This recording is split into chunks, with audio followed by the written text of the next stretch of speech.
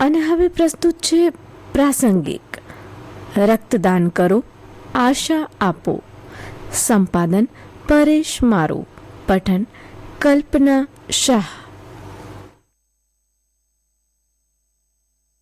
ઓસ્ટ્રિયાના જીવવિજ્ઞાની, ચિકિત્સક અને આધુનિક રક્ત તબદીલીના સ્થાપક કાર્લ લેન્ડસ્ટીનરની જન્મજયંતિ નિમિત્તે 14મી જૂનને વિશ્વ રક્તદાતા દિવસ તરીકે ઉજવાય છે. તેઓ બ્લડ ગ્રુપના વર્ગીકરણની આધુનિક પદ્ધતિ A-B-O રક્ત જૂથના શોધક હતા, જેનાથી ડોક્ટર્સ દર્દીના જીવને જોખમમાં મૂક્યા વિના રક્ત તબદીલ કરાવવા સક્ષમ બન્યા છે. તેમને વર્ષ 1930માં નોબેલ પુરસ્કાર એનાયત કરવામાં આવ્યો હતો. 2004ના વર્ષમાં પ્રથમ વખત વિશ્વ રક્તદાતા દિવસનું આયોજન કરાયું હતું. ગુજરાત રાજ્ય શરૂઆતથી જ વિવિધ પ્રકારના દાનમાં અગ્રેસર રહ્યું છે. અંગદાન, ચક્ષુદાન અને રક્તદાનની સેવાકીય પ્રવૃત્તિમાં ગુજરાત સમગ્ર દેશમાં મોખરાનું સ્થાન ધરાવે છે. આજે ઉજવાઈ રહેલ વિશ્વ રક્તદાતા દિવસની થીમ છે રક્તદાન કરો, આશા આપો, સાથે મળીને જીવ બચાવીએ. આ ઉમદા સંદેશ દ્વારા સમજાવવામાં આવે છે કે દરેક રક્તદાન આશાનું પ્રતીક છે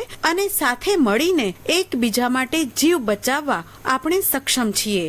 વર્ષ 2005માં વિશ્વ આરોગ્ય સંગઠન દ્વારા રક્તદાતાઓનો આભાર માનવા અને વધુમાં વધુ લોકોને મુક્તપણે રક્ત આપવા માટે પ્રોત્સાહિત કરવા માટે એક ખાસ દિવસ નક્કી કરવામાં આવ્યો. રક્તદાતાઓનો આભાર માનવા સાથે સલામત રક્તની વૈશ્વિક આવશ્યકતા અને દરેક કેવી રીતે યોગદાન આપી શકે તે વિશે જાગૃતિ લાવવાના ઉદ્દેશ્ય સાથે વિશ્વ રક્તદાતા દિવસની ઉજવણી કરવામાં આવે છે. રક્તદાન થકી વિશ્વના કરોડો લોકોને નવજીવન મળી રહ્યું છે. રક્તદાનની આ એકમાત્ર ઉપલબ્ધિ નથી. વિશ્વના અનેક લોકો વિવિધ રોગોથી પીડાઈ રહ્યા છે, જેમાં તેમને સમયાંતરે અને ચોક્કસ નિર્ધારિત સમયે બહારથી લોહી આપવું પડે તેવી જરૂરિયાત ઊભી થાય છે. આવા તમામ લોકોને રક્તદાતાઓ દ્વારા દાન કરેલું લોહી નવજીવન આપવા માટે સક્ષમ છે. આ સાથે સાથે રક્તદાતાને પણ તે ખૂબ જ મદદગાર બને છે. તબીબી વિજ્ઞાનના સંશોધન અનુસાર રક્તદાન થકી દીર્ઘ આયુષ્ય, વણજોઈતા વજનમાં ઘટાડો, લીવરની તંદુરસ્તી, શરીરમાં આયર્નનું પ્રમાણ જાળવી રાખવામાં તેમજ હૃદયરોગના હુમલાની શક્યતાઓ ઘટાડવામાં મદદ મળે છે.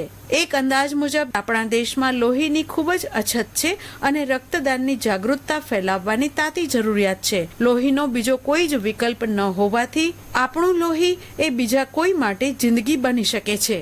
રક્તદાન કરતા પહેલા કેટલીક બાબતો ધ્યાનમાં રાખવી જોઈએ, જેમ કે 18 વર્ષથી ઓછી ઉંમરના લોકોએ રક્તદાન ન કરવું, રક્તદાનના 24 કલાક પહેલા તમાકુ, દારૂ, ધૂમ્રપાન વગેરેનો ઉપયોગ ન કરવો, રક્તદાન કરતા પહેલા ડોક્ટર દ્વારા તબીબી તપાસ કરાવવી, રક્તદાતાનું વજન 45 કે 50 કિલોથી ઓછું ન હોવું જોઈએ જેવી કેટલીક બાબતો ખાસ ધ્યાનમાં રાખવી જોઈએ. રક્તદાન કરવાના ફાયદા જોઈએ તો કેન્સરનું જોખમ ઘટી શકે છે, રોગ પ્રતિકારક શક્તિ વધે છે, રક્તદાન કરવાથી નવા લાલ રક્તકણો બને છે જે ઘણા પ્રકારના રોગો સામે લડવામાં મદદ કરે છે, હાર્ટ એટેકનું જોખમ ઓછું કરે છે.